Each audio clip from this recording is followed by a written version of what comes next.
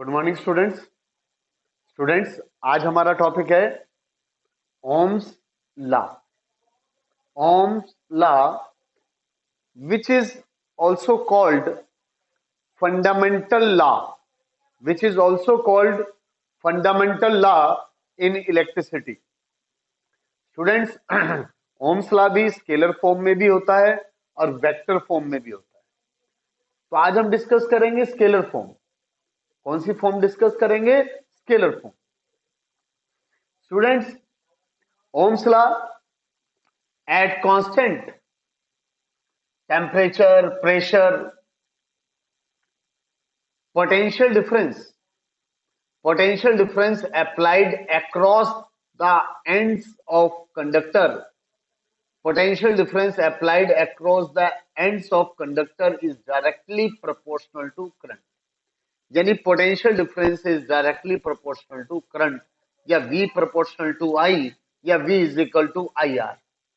V is equal to IR यानी जब हमने किसी कंडक्टर के across potential difference V apply किया, जब किसी कंडक्टर के across potential difference V apply किया तो उसमें से कौन फ्लो होगा? करंट पास होगा। तो उसमें से करंट पास होगा। मेरी बात समझ गए? तो ओम्स लॉ कहता है this potential difference is directly proportional to current, या फिर V is equal to IR, जहां R where are resistance of conductor, where are resistance of conductor. यानी ये रेजिस्टेंस क्या करेगा? करंट के मोशन को अपोज करता है, करंट के मोशन को अपोज करेगा। स्टूडेंट्स, मैं बता दूं, ये इस तरह से, ये R, जब मैंने किसी कंडक्टर के across potential difference V apply किया तो उसमें से क्या फ्लो होगा? करंट। यानी V प्रोपोर्शनल टू I, या V is equal to IR, where R is equal to resistance of conductor, या R is equal to V upon I। Hence resistance of conductor is defined as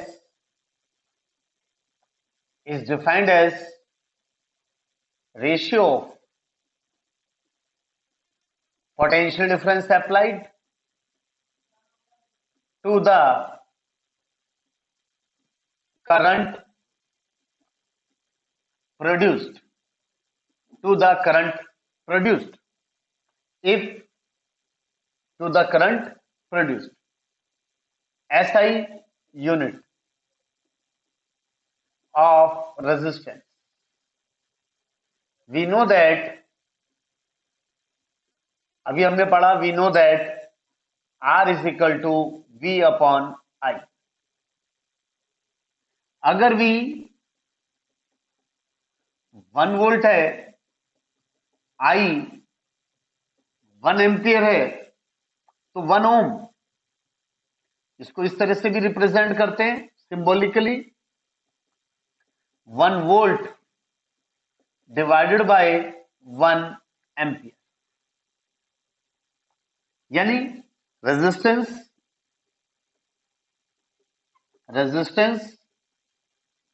of conductor is said to be 1 ohm if on applying potential difference of 1 volt, current in conductor is 1 ampere। Current in conductor is 1 ampere. Students,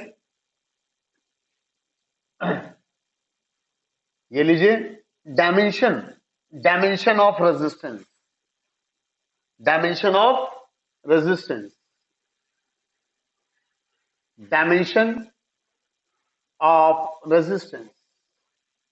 we know that R is equal to V upon I, और हमने पढ़ा था V is equal to, क्या पढ़ा था? W upon Q, तो V की जगह W अपॉन Q, या फिर R is equal to W upon I तो है ही, Q की जगह क्या लिख दिया, IT।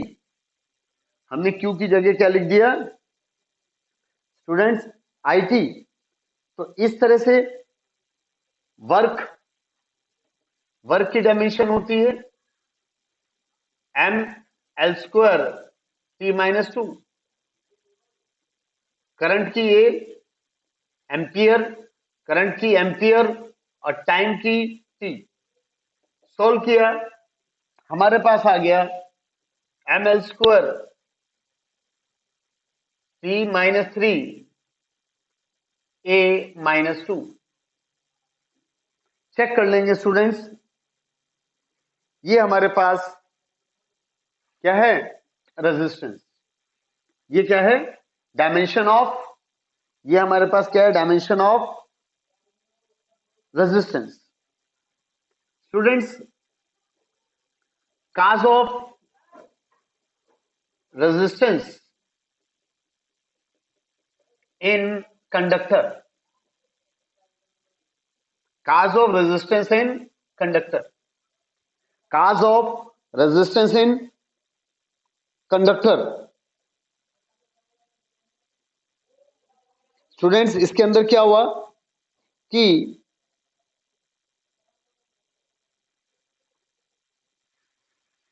ब्रीफ में लिख देता हूं इसमें, resistance in conductor, resistance in conductor arises due to frequent collisions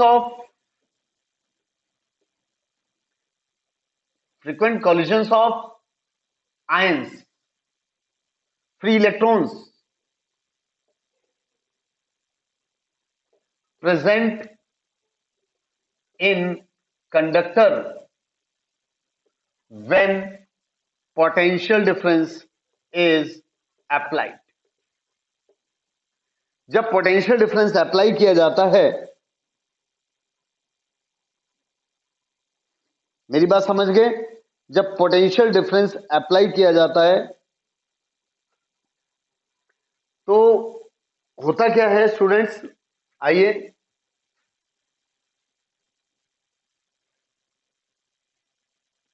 होता क्या है, हमारे पास ये एक कंडक्टर में ले लेता हूं, और इस कंडक्टर के अंदर ये लीजिए, ये एक कंडक्टर, अब कंडक्टर के अंदर, ठीक है, यहां आयंस एंड कर देते हैं। कंडक्टर के अंदर जो इलेक्ट्रॉन्स हैं वो रैंडमली मोशन कर रहा है, ये कंडक्टर, ये इलेक्ट्रॉन और ये conductor.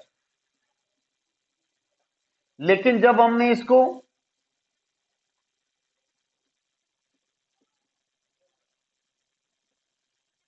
Potential difference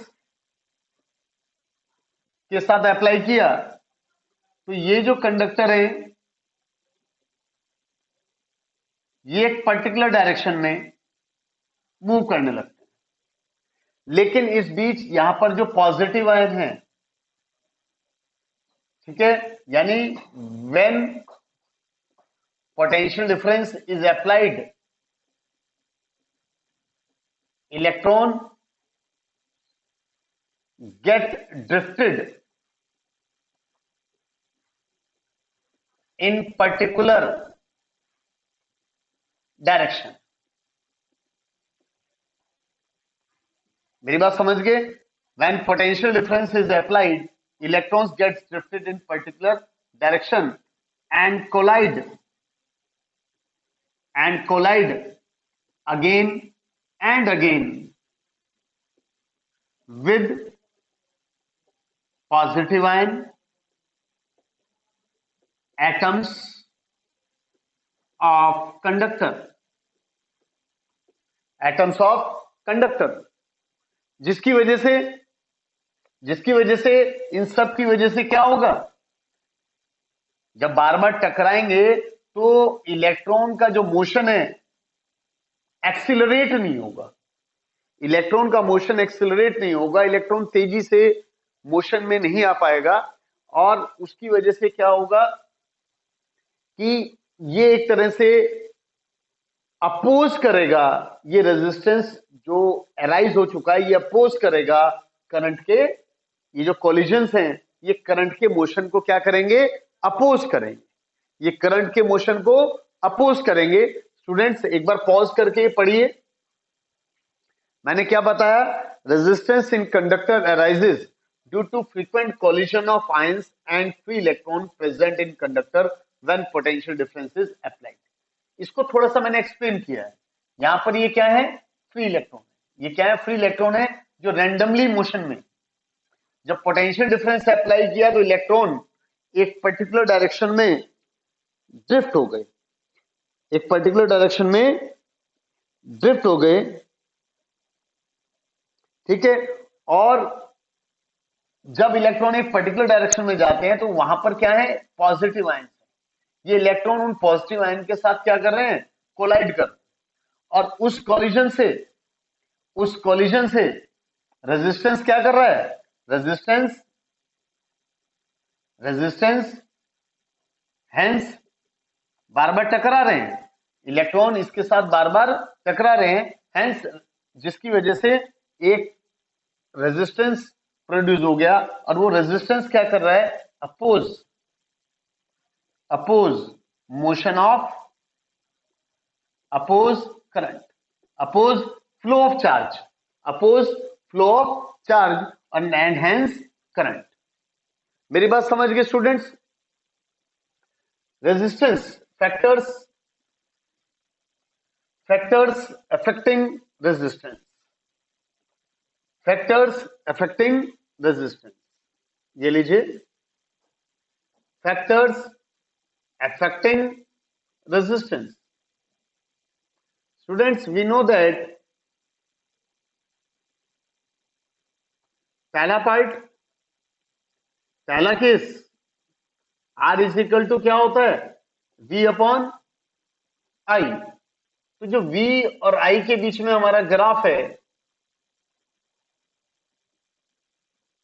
it should be a straight line, it should be a straight line students. लेकिन अगर मैं ग्राफ बना दूं, ये लीजिए v और r, अगर मैं ग्राफ बनाता हूं I एंड r, यानी इसका मतलब ये हुआ resistance does not depend on potential difference V and current I. Resistance does not depend on potential difference V and current I. यानी मैं अगर V को इंक्रीज करता हूं या I को इंक्रीज करता हूं, V को मैं देखो V चेंज हो रहा है बट R रिमेन्स कांस्टेंट। मेरे कहने का मतलब है अगर मैं V चेंज करता हूं, लेकिन R क्या है, कांस्टेंट। यहां पर I चेंज करता हूं लेकिन R क्या है हमारे पास, कांस्टेंट। क्यों, क्योंकि V प्रोपोर्शनल टू I, अगर मैं V को डबल करूंगा, अगर मैं V चेंज करूंगा तो I भी चेंज हो जाएगा, यानी अगर मैं V को इंक्रीज करूंगा तो I भी इंक्रीज हो जाएगा, बट R क्या होगा, कांस्टेंट। और ये हमारा ग्राफ है V प्रोपोर्शनल टू I। अगर ये थीटा है, तो students resistance is equal to slope of VI graph, यानी tan थीटा। मेरी बात समझ गए, resistance is equal to slope of VI graph, slope of VI graph.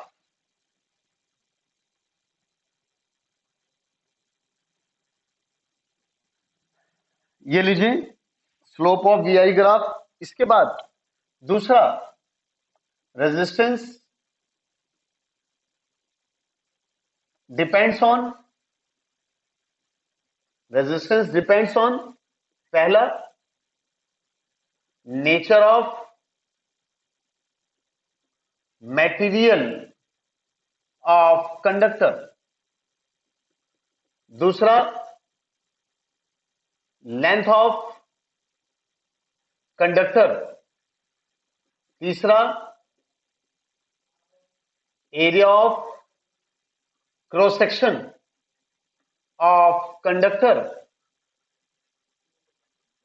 चौथा टेम्परेचर। चौथा क्या है? टेम्परेचर। यानी रेजिस्टेंस डिपेंड करता है nature of material, resistance depend करता है nature of material of conductor, resistance depend करता है length of conductor, resistance depend करता है area of cross section of conductor, resistance depend करता है टेम्परेचर पर। और भी फैक्टर्स हम डिस्कस करेंगे। तीसरा पॉइंट, अगर मेरे पास इस तरह से ग्राफ है,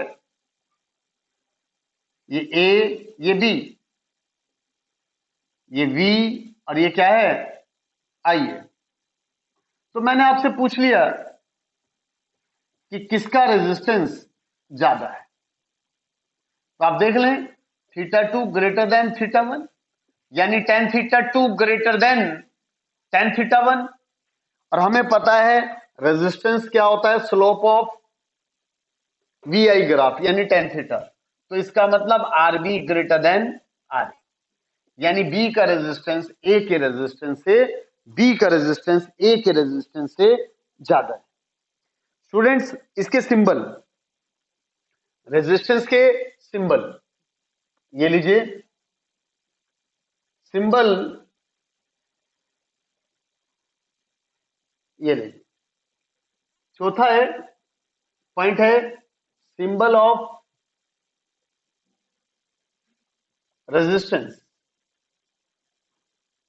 ये लीजिए, ये फिक्स्ड रेजिस्टेंस है। इसका रेजिस्टेंस क्या होता है? फिक्स होता है। मेरी बात समझ गए? और इसका मतलब होता है, ये मैंने एक तीर का निशान बना दिया, यानी वेरिएबल। इसको क्या कहते हैं? Variable resistance. इसको हम क्या कहते हैं? Variable resistance. और वेरिएबल रेजिस्टेंस का एक और भी है, ये इस तरह से, ये वेरिएबल रेजिस्टेंस, इसको भी वेरिएबल रेजिस्टेंस का सिंबल है। ये भी किसका सिंबल है? वेरिएबल रेजिस्टेंस का। ये भी हमारे पास किसका सिंबल आ गया स्टूडेंट्स? वेरिएबल रेजिस्टेंस का। क्लियर हो गया स्टूडेंट्स? मैं आपको ये भी बता दूं कि जो रेजिस्टेंस है वो मेटल्स का, रेजिस्टेंस जो है मेटल्स का कम होता है, रेजिस्टेंस मेटल्स का कम होता है। Metals, resistance of metals is less than resistance of semiconductors is less than resistance of insulators। यानी सबसे कम रेजिस्टेंस जो होता है वो किसका होता है? मेटल्स का। सबसे कम रेजिस्टेंस जो होता है मेटल्स का होता है। और लेबोरेटरी में, ठीक है ना, सिल्वर रेजिस्टेंस का रेजिस्टेंस जो होता है वेरी लो होता है, ठीक है। लेकिन हम कॉपर को यूज करते हैं, we use copper as connecting wires in laboratory. We use copper as connecting wires in laboratory. मेरी बात समझ गए स्टूडेंट्स? लेकिन रेजिस्टेंस बॉक्स रेजिस्टेंस बॉक्स या coil, coil use in laboratory, use in laboratory, वहां हम यूज करते हैं क्या? वहां हम यूज करते हैं मैंगेनियन, मैंगेनियन मतलब वहां यूज करते हैं, वी यूज एलॉय। वहां ना तो हम मेटल यूज करते हैं, ना सेमीकंडक्टर यूज करते हैं, ना ही इंसुलेटर यूज करते हैं। वहां हम क्या यूज करते हैं? एलॉय। फॉर एग्जाम्पल कॉन्स्टेंटन, मैंगेनियन, ये सब हम वहां पर क्या यूज करते हैं? एलॉय यूज करते हैं। स्टूडेंट्स, वहां पर हम क्या यूज करते हैं? एलॉय। ठीक है, इसी तरह से हमारे पास एक टॉपिक है इसी में, कंडक्टेंस। कंडक्टेंस क्या होता है? रेसिप्रोकल ऑफ रेजिस्टेंस, यानी कंडक्टेंस 1/r, और इसकी यूनिट होती है ओम या फिर और मो। इसकी यूनिट क्या होती है? ओम या फिर मो। इसकी यूनिट होती है ओम या फिर मो। स्टूडेंट्स, मेरे पास क्वेश्चन है कि हमारे पास एक क्वेश्चन क्या ले रहा हूं मैं? A current of 3 ampere, a current of 3 ampere is allowed to pass through conductor using potential difference of 3 volt. Determine resistance of conductor. बहुत ही सिंपल क्वेश्चन है students. V is equal to 3 volt, I is equal to क्या दे रखा है? 3 ampere. तो students, R is equal to कौन सा फॉर्मूला यूज करेंगे हम यहां पर? V upon I। जब हम V की वैल्यू रखेंगे, I की वैल्यू रखेंगे, तो हमारे पास क्या आ जाएगा? जब V और I की वैल्यू रखेंगे तो हमारे पास क्या आ जाएगा? R आ जाएगा। स्टूडेंट्स, यहां पर क्लियर है? जब हम V और I की वैल्यू रखेंगे तो हमारे पास क्या आ जाएगा? R आ जाएगा। और वो कितना आएगा? आप देख लें। स्टूडेंट्स, 1 ओम आ जाएगा। कितना आ जाएगा? 1 ओम आ जाएगा। मैं एक पॉइंट और बताना चाहूंगा। ठीक है, ये 8वां पॉइंट था और ये 9th पॉइंट है हमारे पास कि Ohm's law is applicable for small current only. Ohm's law is applicable for small current only. Ohm's law is applicable for small current only. Students, ये लीजिए क्वेश्चन है मेरे पास। Potential difference of 3 volt is applied across conductor of resistance 1.5 ohm. Determine number of electrons. आपको निकालना है determine number of electrons flow in 1 second. Students, मैं आज discuss कर रहा हूं आपसे सिर्फ ओम्स लॉ, सिर्फ ओम्स लॉ का इंट्रोडक्शन दे रहा हूं। तो स्टूडेंट्स इसमें क्या करेंगे आप, देखो आप ध्यान से, यहां पर गिवन है V is equal to 3 volt, V is equal to 3 volt, R is equal to 1.5 ohm. तो students we know that Ohm's law से R is equal to V upon I, या फिर I is equal to V upon R। तो but हमने पिछले topic में formula पढ़ा था Q अपॉन T, या Q की जगह NE अपॉन T। तो from one and two NE upon T, I की जगह क्या लिख दिया हमने, NE upon T is equal to V upon R।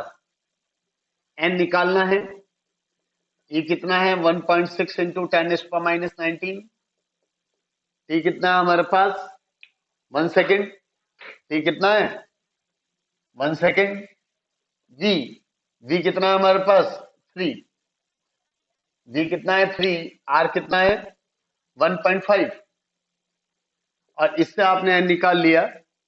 आप देख लेंगे स्टूडेंट्स, N आपके पास आ जाएगा, आप चेक कर लेंगे 2, ये नीचे आ गया, और इस तरह से आप N का आंसर, नंबर ऑफ इलेक्ट्रॉन्स, यानी नंबर ऑफ इलेक्ट्रॉन्स इसमें कितने फ्लो हो रहे हैं वो निकाल सकते हैं। ये आ गया 1.6 इंटू 10⁻⁻19, या फिर 2 अपॉन 1.6 इंटू 10⁻⁻19, या 1.25 इंटू 10⁻⁻19 इलेक्ट्रॉन्स। मेरी बात समझ गए स्टूडेंट्स? तो इस तरह के ये क्वेश्चंस एग्जाम में एक एक नंबर में आपसे पूछ लेता है एग्जामिनर। बहुत ही सिंपल टॉपिक है। आज मैंने सिर्फ और सिर्फ आपसे डिस्कस किया है Ohm's law, only Ohm's law, introduction of Ohm's law, और वो भी स्केलर फॉर्म में। बाकी सब एक्सप्लेन करके मैं स्टेप बाय स्टेप आपसे डिस्कस करूंगा। अगले वीडियो में मिलते रहेंगे स्टूडेंट्स।